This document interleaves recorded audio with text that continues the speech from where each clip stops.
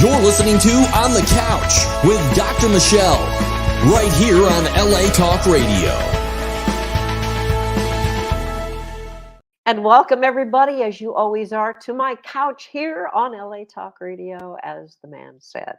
Today, as always, I have an inspirational guest, and we're going to be talking about sort of coping with everything that's going on around us in our world and also in our inner fears, trying to find peace. Everyone has their own fears, and everyone is connected to all. And we're watching the news. We're trying to stay calm. We're trying to keep our families healthy, maintain our whatever we do in life to keep ourselves financially comfortable. And yet, with all this going on in the media that we're constantly exposed to, there's a lot of turmoil and chaos within and without. So today we're going to find out how to harness that, how to manage that, and really learn from one of my favorite guests ever. There he is, Oren J. Sofer. Hey. Hi, Michelle. Glad to be here. Oh, it's so nice to have you back on. Thanks. You're the best. And I love your new book, and we're going to be talking about that today. Yeah. And one of the people who did an amazing sort of rundown of your book, I'm just going to read it because it says, it's a beautiful and poignant invitation to meet the crisis of our current world and communities with the power of contemplative practice. And this will help us acknowledge the pain that we're all experiencing and reveals how we can respond directly with awareness and tenderness. And that's what you're all about. So Yeah, and I this is think your those book. are Lama Rod Owen's words. Yes, they are, correct. Lama Yeah. Rod Owen. Thank you so much for that. And here is the book. It's a beautiful read, folks. If you want to pick it up and get a little inspiration, a lot of inspiration. Took a lot of time to put this together and really contemplation to help people. Let me do your bio a little bit here so folks will know who you are if they haven't seen the show before. Oren, you teach Buddhist meditation, mindfulness, and communication internationally.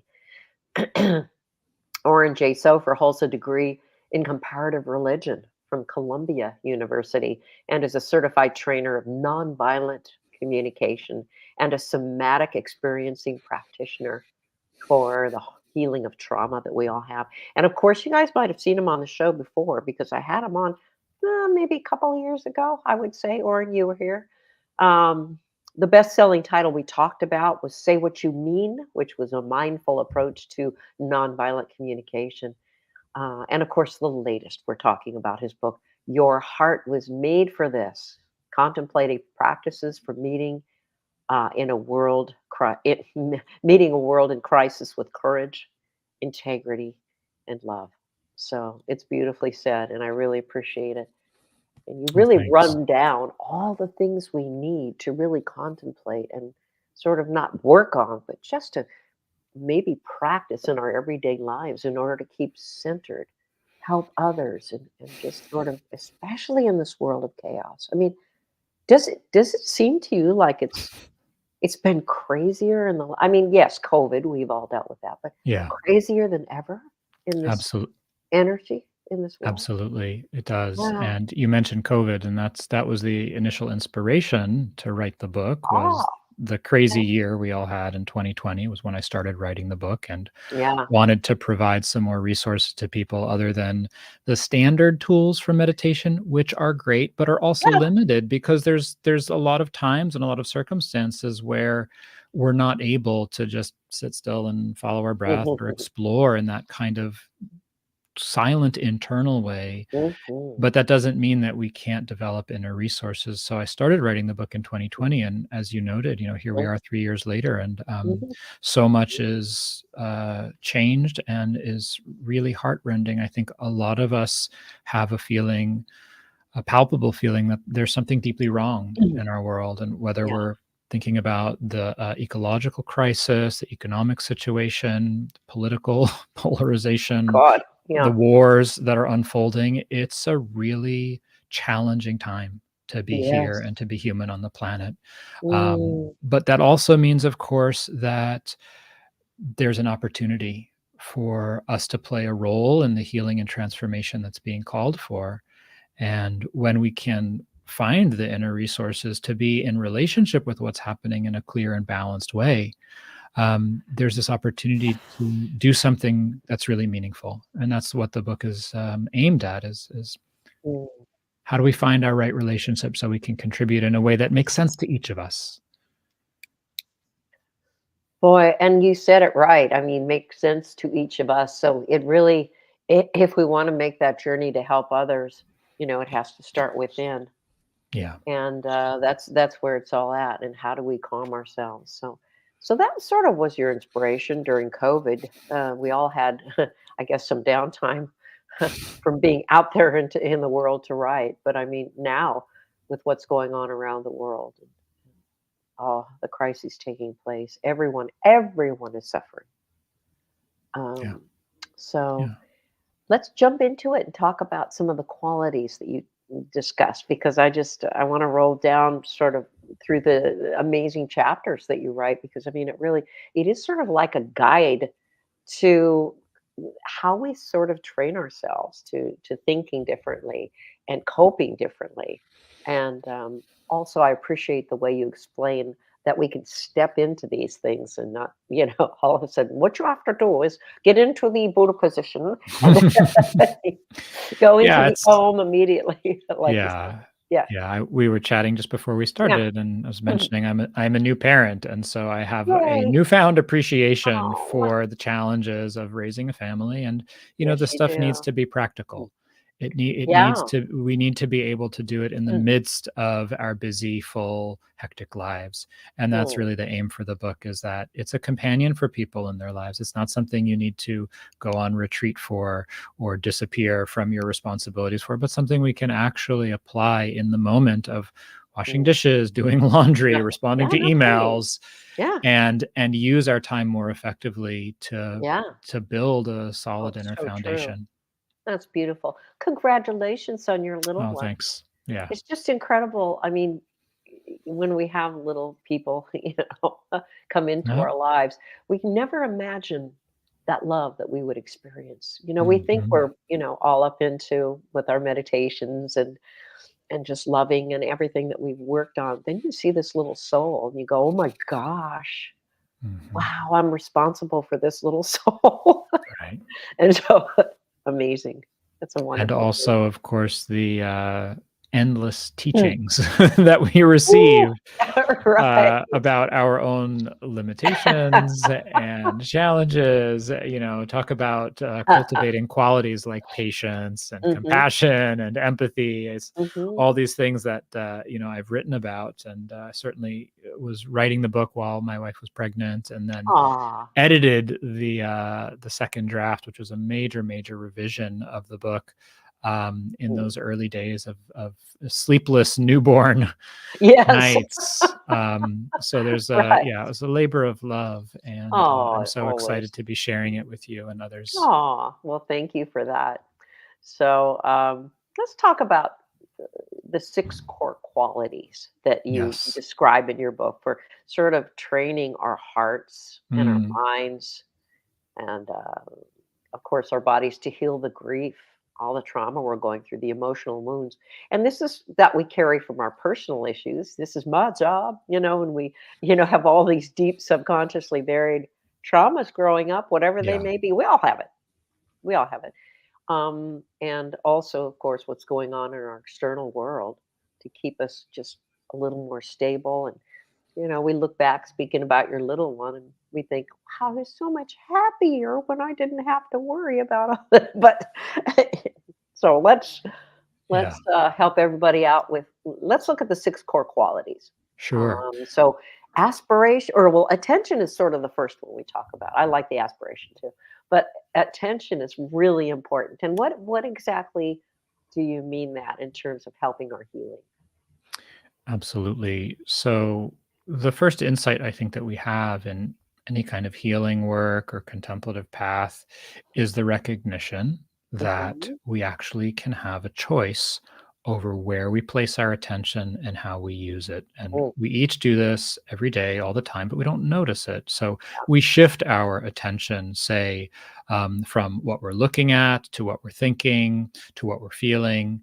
But a lot of the time, what's happening is we're actually getting pulled around during the day, either by whatever happens to be coming at us in the moment or by the habits and patterns that have built up over the years. mm, So we're not yeah. consciously choosing where we place our attention, which is why we're so exhausted at the end of the day and so strung out. And we're contending continually Oof. with a multi-billion dollar industry that is vying for our attention, to capture and retain our attention, to Oh, generate yeah. profit, to influence action. Oh, So yeah. Sure. reclaiming our attention and making more conscious choices about what we pay attention to and how we pay Right. attention is a radical Mhm. act. And so this is where the journey begins, because if we can't begin to choose where we place our attention, we're a slave to to our Right. habits, and we're a slave to the media and Ugh, society. I also want to yes, mention, exactly. Michelle, Mhm. you Yeah. mentioned trauma. You mentioned Oh, how yeah. all of us are affected by this in different ways, just being alive in the modern Ah, era. And so, as we kind of dig into some of the nuts and bolts of this, I also want to mention kind of three of the core guiding principles that I think can be really useful to all of us today as we're okay. contending with so That'd be much, great. right? So Yes. the first is whatever we're doing, whether you're doing a contemplative practice, whether you're doing some psychological Right. work, whether you're, Yeah. just digging into a project, it's helpful to try to start from a place of being oriented, just connecting with what's around you and recognizing your wholeness. So rather than orienting Yeah. to our brokenness, our pain, our Right. limitations, orienting towards our wholeness, orienting towards our strengths, this creates a foundation for our inner work and our work in the world. This is the first Yeah. principle of trauma informed practice. Mm, The yes. second Yeah. is to start small, hmm one hmm step at a time, and just take things slowly in manageable bits. Yes. And this is particularly important, as you mentioned, like some of the grief a lot of us are feeling, some of the fear and anxiety that we might be contending with in different areas of our life or our world. So just starting small, going one step at a time. The third principle is to support and access our natural healing capacity by moving back and forth between whatever's Right. challenging or difficult to a Right. resource, right? These are Yeah. some of the core tools we use in healing and psychology. So these frame the work hmm that we explore in the book. That's beautiful. I really love that. I enjoyed your story about talking about attention and then Mhm. the aspiration. You said, oh, where you came down with Lyme disease. That is one Yeah. of the worst. I mean, I've had patients who've had that, and they're just miserable, Yeah. very hard to deal with and treat. And then, of course, you had to take care of your dad at the time, who was going Mhm. through a lot of A physical health issues. So crisis too, right? can you Yeah. share a little bit about how you got through all that? Sure, absolutely. Yeah. Yeah. So we're moving on to here the second core quality you mentioned of Yeah. aspiration, which Mhm. is our ability to connect with a sense of Yeah, what's possible for right. us personally and collectively. It's the sense that there's another way to live, there's a better future possible for our communities, for ourselves, for our children. Right. So the story I tell in the book was I was feeling miserable and sick, lying on the couch Yeah. in my dad's Yeah. living room. And Right. so I noticed, because of my training in mindfulness, I noticed where my attention was going. I noticed that my attention was in this rut of assuming that I knew what the future was going to be, that I was going to keep feeling sick and that nothing was going to work. And so I noticed that habit, I noticed that rumination, and then I made a Mhm, choice to place my mhm. attention in a different way, to say, well, Uh-huh. what's actually happening right now? So this is a little bit about mindfulness Right. too, which is one of the core qualities, Sure. differentiating Yeah. between what's actually occurring and the stories we're telling ourselves about it. Right. I was telling That's myself a huge. story Yeah. about what the future was going to be and how I was never going to get well, versus Mhm. recognizing I feel tired, my body hurts a little bit, but otherwise, right now in this moment, I'm okay. I can Yeah. think clearly. Yeah. I can, move around the Yeah. house and take care of myself. So I stood up and I started doing some breathing exercises and some movement. Yes. And I connected with this aspiration. Very simple one, Aha. very moment to Yes. moment, like, let's Yeah. just do what I can in the moment to take care of myself. What can I do to Yes. feel better Yes. right now? And sometimes Yes. aspiration is that simple. It's like, what can I do to take care of myself this afternoon? Then I take a walk, Yes. have a cup of tea. Right. And so I started to, my body still hurt, but I stopped suffering in my mind. I stopped feeling this sort of weight and this burden of the awful Yeah. imagined fantasy of the future. Right. Yeah. Oh, that's great. I mean, good for you. That's how it helps, the aspiration. And it's kind of baby steps, like you said. I think Yeah. a lot of people, beat themselves up constantly. Those thoughts, I should be doing this. I should Right. be. I've got to do this, but and they sort of say, what's wrong with me? And I find this more prevalent in the male energy. I'm just saying, Hmm. it's that warrior sort of spirit that says, "What's wrong with me? Why can't I?" So Yeah. it's a great way to think about, helping yourself and contemplation. And that being said, another core principle is energy. Right. That you talk about Right. the way we can get more energy Yeah. in order to help ourselves out. Yeah. So, what are some of the ways? Mhm. So, I mean, we all know how precious our energy is and that we have a limited capacity of it every day. So there's two things here. The first is to start to understand um, our patterns and habits around energy. And one of the connections that I make in the book is that for many of us, I think that we have unconsciously internalized the dominant paradigm of our society, this sort of Sure. fossil fuel model of Oh yeah. Oh yeah. extractive use of energy and then this kind of explosive as much as possible, as fast as possible. And we see this, many of us, in how we work, how we live, where we push past limits. We override our sense of tiredness, our need for rest with caffeine, with sheer willpower. Yeah. And this is a very Right. unsustainable use of energy. Yeah. We crash and burn at the end of the day, and then we somehow Right. manage to get up and do it all again tomorrow. Mm. So, what we need internally, as much as we need it collectively, is a more renewable and sustainable source of Right. energy. So, some of the ways to cultivate this and to get familiar with it, one of the most powerful sources of sustainable energy we have is, guess what? Aspiration is actually Ah, yes. connecting with what's important to Yes. us. So, going back Yes. to that story, Yes. lying Exactly. on the couch, feeling miserable for Right. myself, not having any energy, Oh. it Right. was it was connecting with my aspiration to do what was in my power to feel better. That started to bring forth a little bit of energy. If we don't have an Yeah. aspiration, it's Yeah. really hard to get Yeah. any energy going. So, Sure. the sense of willingness, what is important to me? What do I want to do? What do I want to give my energy Mhm. to? This is a very important source of energy. Sure. The other central principle that I explore in that chapter is beginning to understand how much energy is actually needed for different things. Right. Many of Right. us, and I've seen this in myself, tend to overexert ourselves with energy. And we can see this in things as simple as, like how we're sitting at the computer typing an Yeah. email. Is there Yeah. tension and stress in our Oh yeah. shoulders and our hands and our Sure. jaw? What would it be like to just relax and write the email in a more easeful way? We start conserving energy in that way. Right. To being in Yeah. a conversation and feeling like Yeah. I need to push versus relaxing into ourselves, Right. claiming our space, and then speaking from our center. This is a way of conserving energy. Mhm. So, to Yes. do this, to Uh-huh. learn how to use energy in a more skillful and sustainable way, often the first step is to try to do a little bit less so that you can start to feel more of what's happening and get back in touch with those signals of, do I need a little rest? Am I contracting, stressing, pushing a little bit too hard? How do I actually modulate how much energy I use?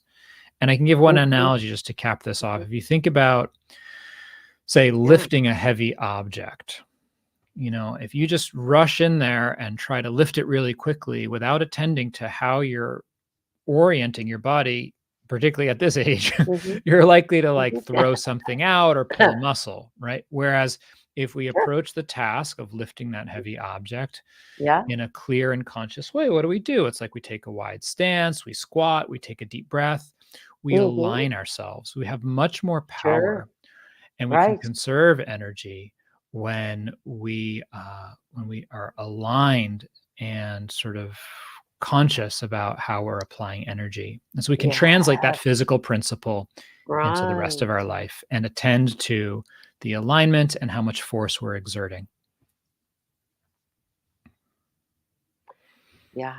No, that's really true. Beautifully said. Mm, One of my favorites is telling people to go take a break, if they can, absolutely. especially whatever, if they're working, warming a seat in an office, or if they're working remotely, whatever that is.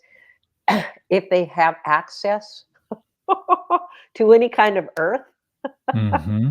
to go out and connect and ground themselves, that whole thing about the Schumann frequency, and how our brains can sort of normalize and stabilize when we're connected to the, what is that, 7.85 hertz or something like that.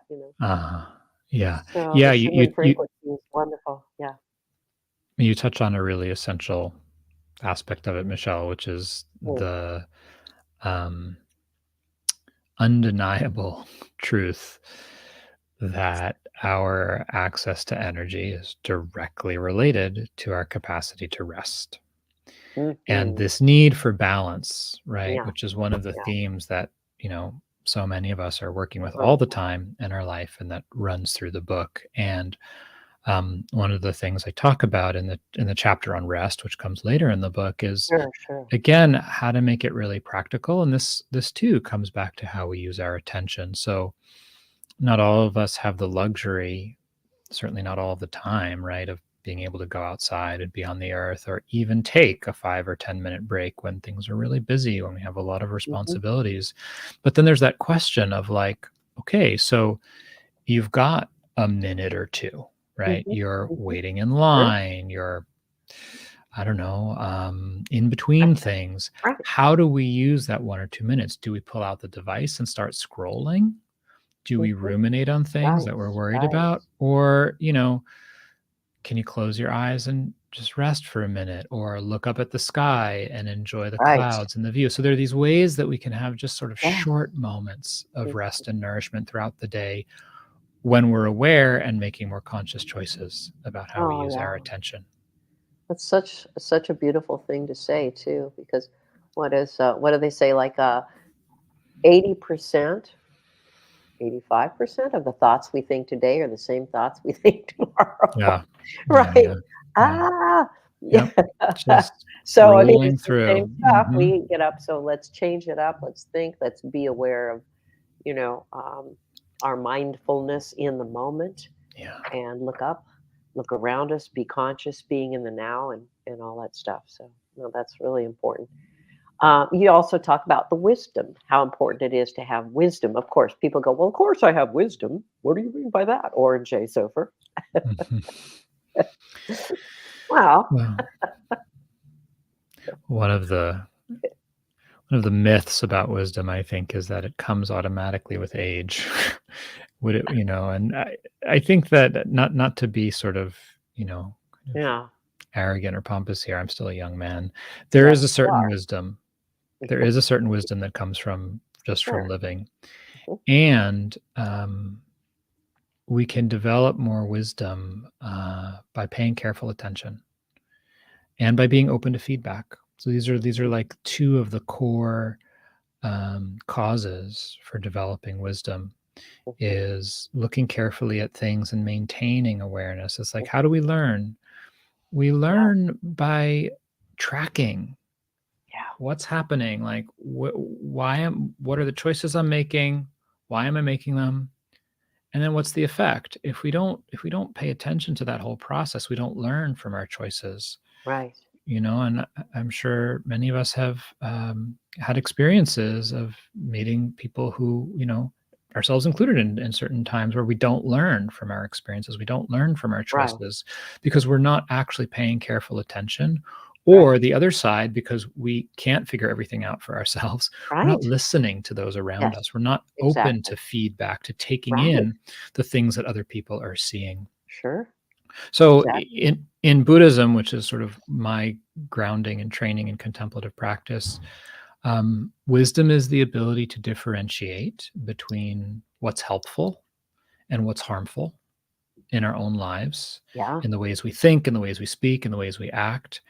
And it's coming to a deeper understanding of how and why we suffer, Right. Right. of really learning the mechanism in our own heart of how do I make things harder for myself and others unnecessarily? And how Right. do I let go? How do I be in Yeah. right relationship with a world that's always changing and that's beyond my control? And Yes, this comes exactly. from experience, from paying careful attention to things. And this is where these core qualities that I explore in part one, particularly of energy, mindfulness, and concentration, which is that ability to stay focused and connected over time, lead to wisdom. Is by paying attention, Yeah. by tracking things, by really focusing on what's important, that every day we're learning from what's happening.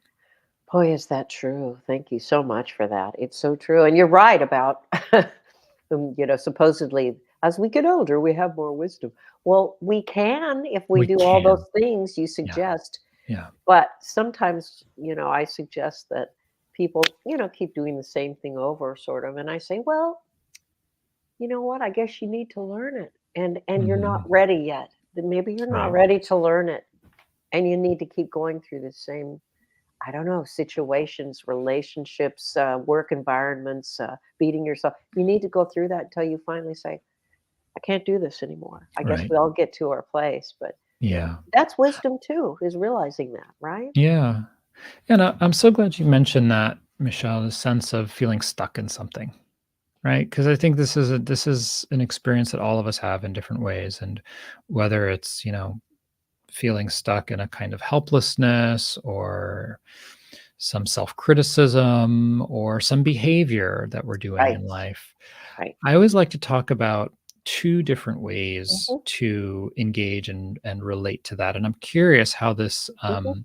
how this lines up with your work and the way you Sure. think about this. Neat. So one is if we're doing something that isn't helping us and that we feel stuck in, one of the central ways that I like to encourage people to work with that is first to develop an alternative that feels better. We need something else to do, What feels better? right, Right, whether it's a mental habit or a right, physical behavior. And so the right. book is really oriented towards developing inner resources that Sure. are better options, things like being generous, feeling grateful, being patient. So this is one area of development.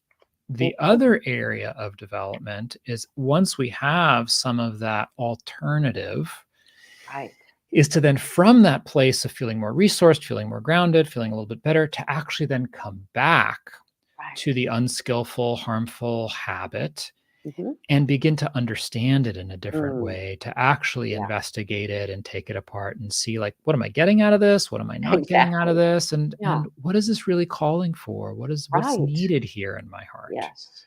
No, Yeah. beautifully said. Yeah, and that's exactly what we ask, as psychologists is, what are you getting out of this? Or is this Mhm. comfort? Is this just comfort? Pain is comfort for you, and you just Mhm. can't live like that anymore. That's why I'm Yeah. here.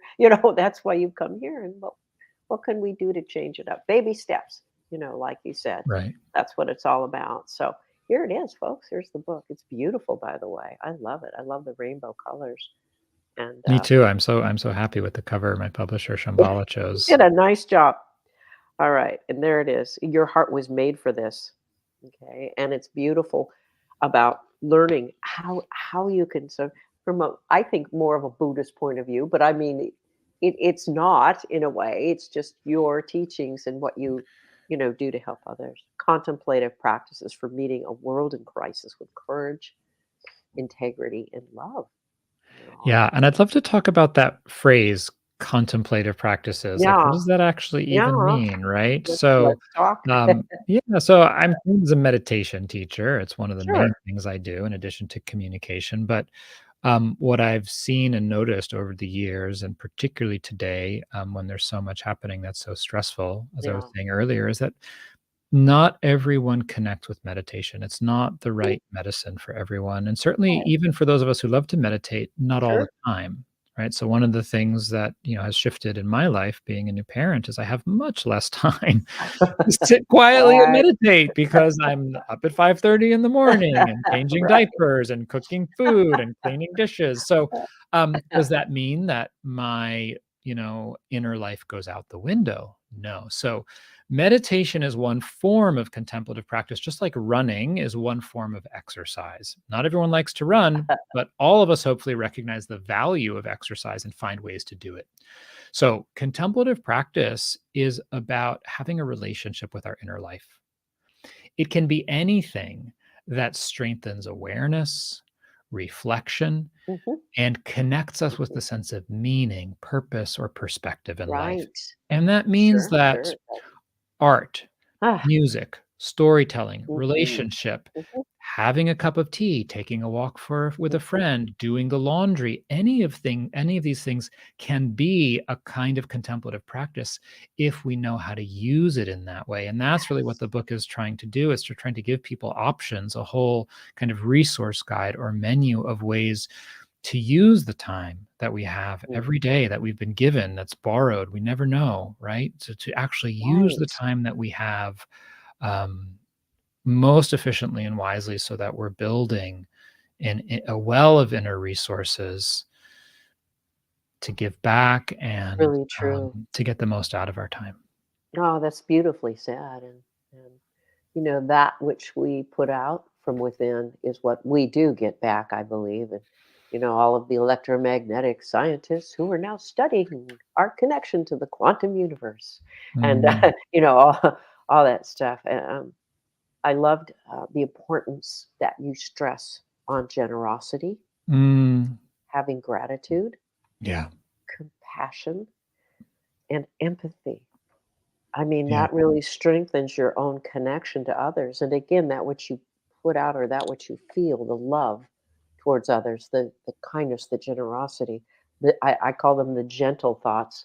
Mm. It really does resonate back to you in this, I don't know, this mirror of, I don't mean to get weird or anything, but the quantum universe does reflect back to us exactly what we're feeling Sure. as a I mirror.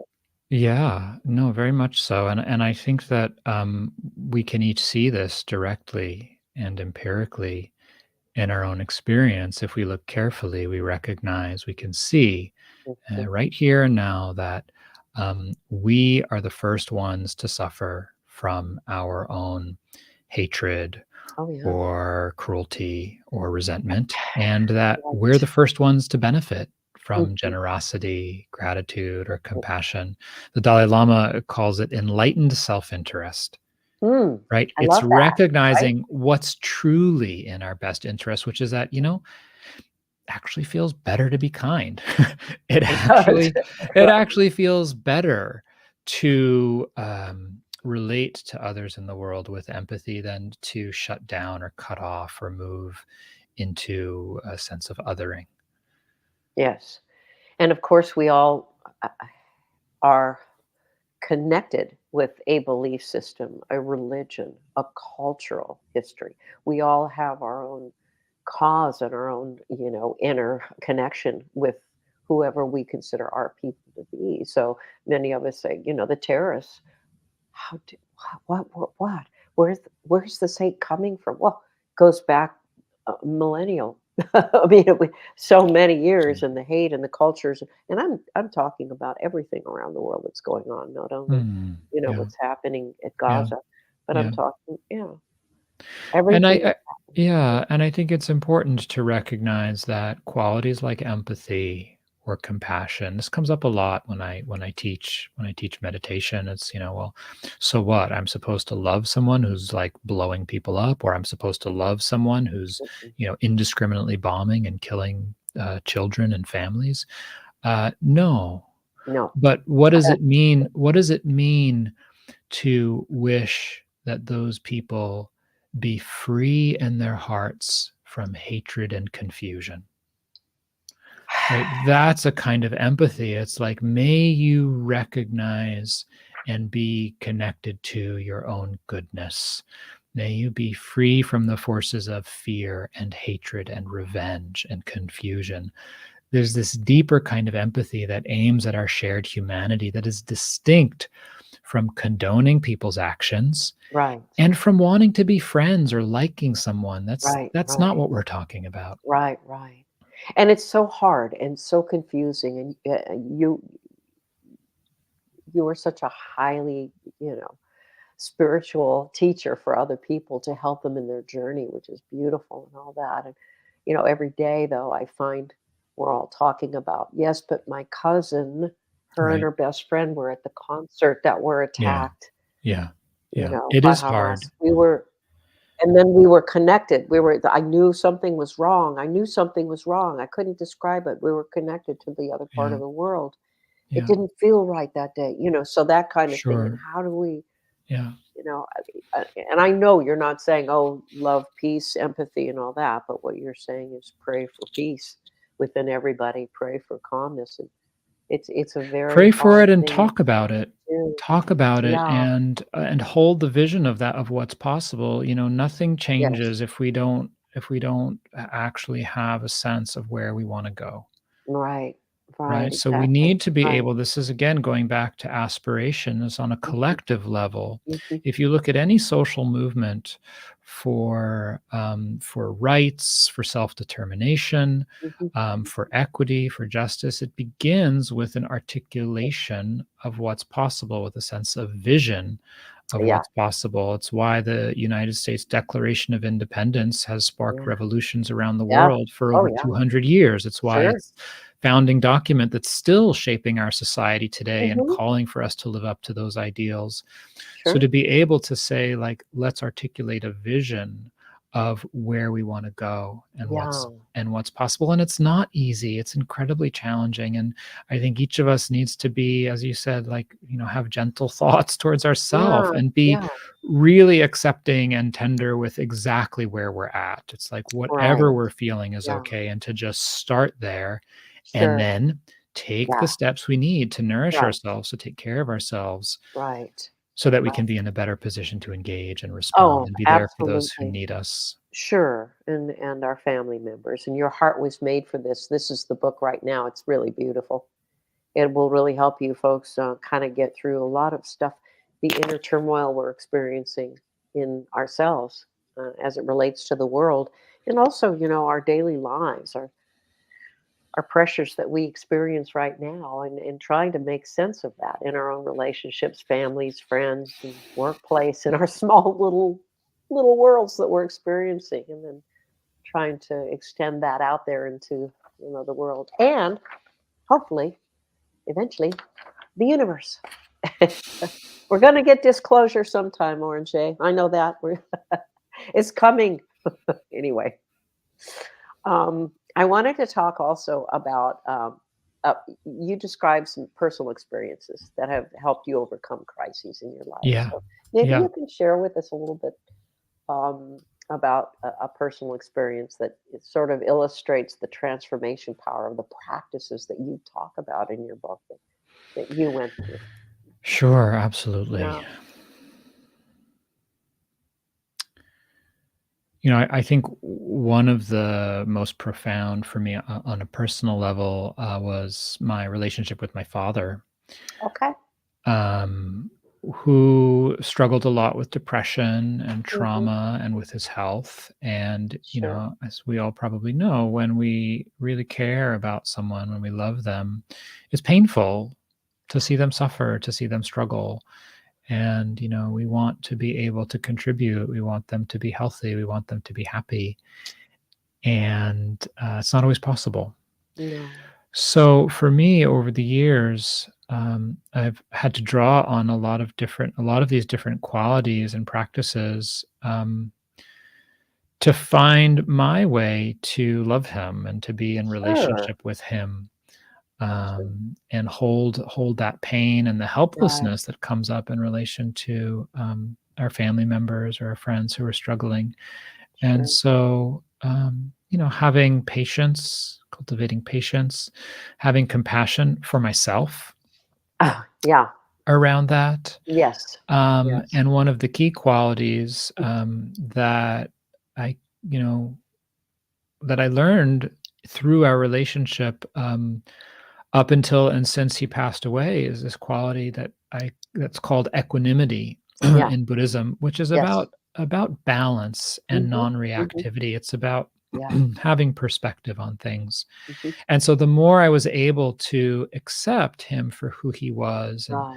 kind of Right. have some perspective on Mm. what's mine to do Mhm. Mhm. as his son, as someone who cares Mm. about him, Mhm. and what was beyond my control, beyond my power to do, the more I was able to be close with him and to love him, and to find at the end of his life the places where I wasn't able to let go, to learn Sure. from the grief and the remorse of that, how to accept people just as they are, so that we can love them as fully Sure. as we want to.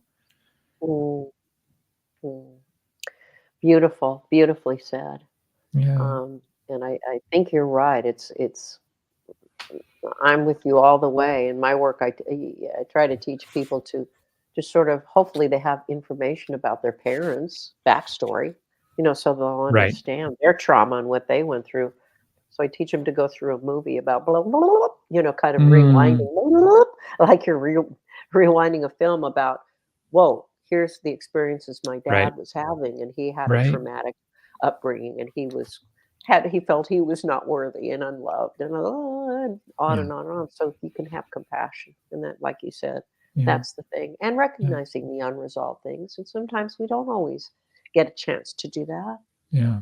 I And guess, because yeah, it at is least what not it in is. person, but Right. Yeah. we can find that resolution and healing even Sure. after someone's gone, right, in our own hearts, and Sure sort we of can. receive the Yeah. lessons and the benefits of their life, and Yeah. then share those with others. Another, Sure. you mentioned Lyme. I've had My another God. health journey with some chronic My digestive gosh. stuff. Oh, And no.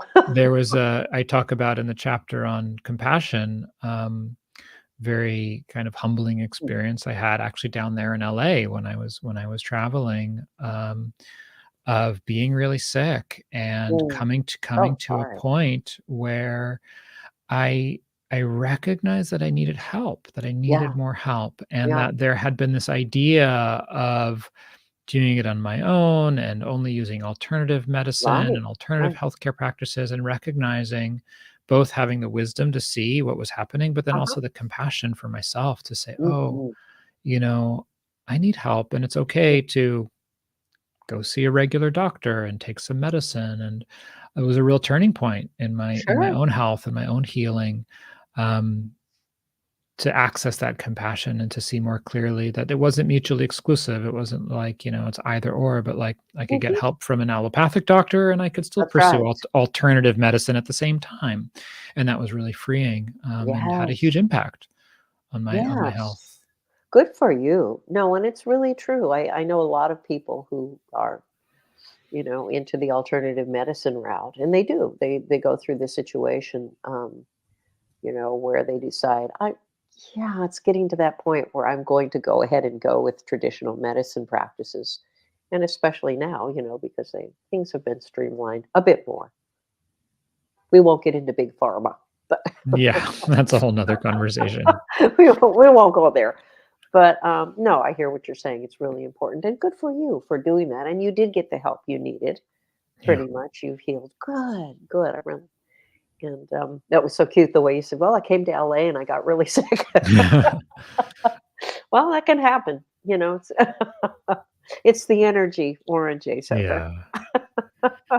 But no, I just sort of kidding, I guess. So some of Uh, the things I see, Michelle, with people who are practicing in this way and working with this stuff is, a sense of empowerment. It's like when we start to notice the habits and the patterns that are ruling our lives and start to be able to make mm, different choices, we feel more empowered, we feel more energy, we feel We more do. agency because we sense what's Yes, possible. we sure And I do. have people come to me all the time and say, I noticed I was starting to go down that path in my mind, and I said, I don't want to do that. And I was able to, pull back and make a different choice inside. Or I noticed I was about to react in that conversation with Right, that person. right, And I right, noticed it because I've been right, practicing mindfulness, because right, I've been right. paying attention. Yes. And I was able to take a deep breath and not say that thing that was going to blow it out of the water. So Ah, these skills, they change us, they change our lives, and they're yes. incredibly empowering. It's so true, and you touch on an important point at the end of your book, and it's one of my, I think, many people's and my challenges sometimes is forgiveness. Because Mm, again, we've all had, we've all had trauma or issues, perhaps growing up, or yeah, issues sometimes with other people, and we've been hurt, or we've been. It's about pain. I always say anger is is the tip of the iceberg. right. Pain is the underlying root. Yeah. That's what it is. So it's trying to forgive, and as you said, with your dad and Hmm. other situations. Sometimes we just have to accept what we can't change, but also just try to forgive and ourselves. You really touched on that. Yeah. I think one of the most common things, like I said a little bit earlier, is that people beat themselves up too much Yeah. about what they should be or what they have to be. And Yeah. I blame a lot of that on social media, of course, but also just from a general upbringing or what they're picking up from other people. Yes, introspection's wonderful, mindfulness, awareness, as you said. I'm going to not blurt out my impulsive reaction to that Yeah. person. I'm going to think Yeah. about how I respond. But forgiveness is, what are some of the best ways you feel that people can forgive Mm, slowly from their pain, forgive right. others and themselves? Mm. Yeah.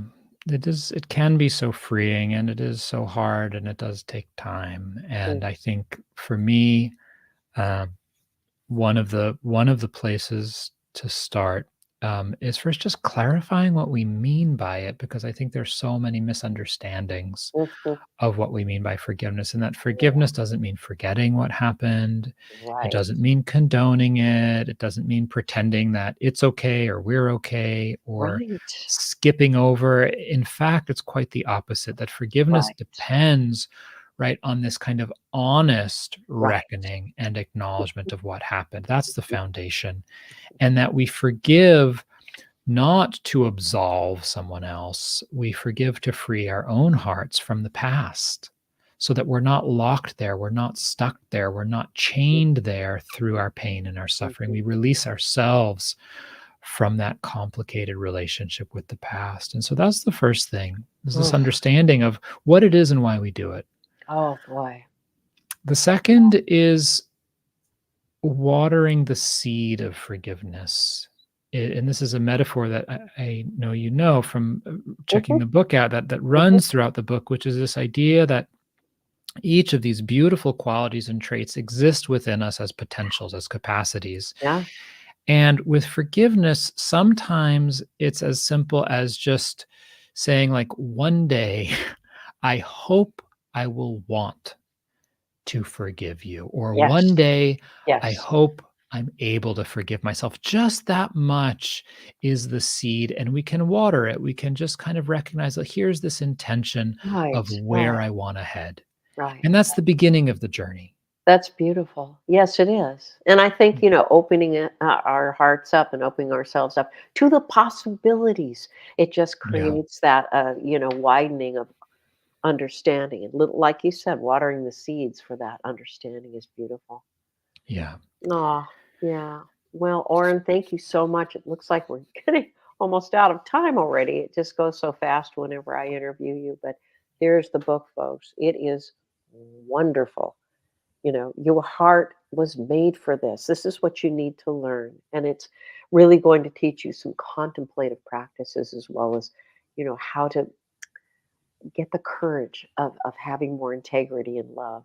And your life will absolutely be changed positively by this book. So, folks, I'm really encouraging my patience to get this book as well, because it Wow. is healing. It's not religious.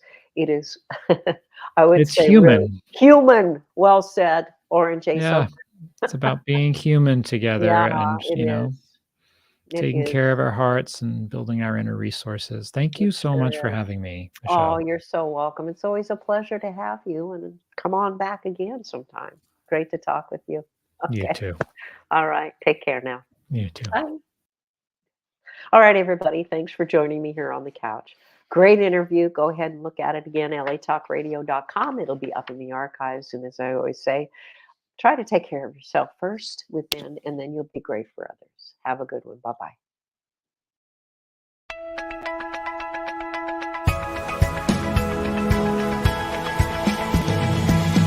You're listening to On the Couch with Dr. Michelle, right here on LA Talk Radio.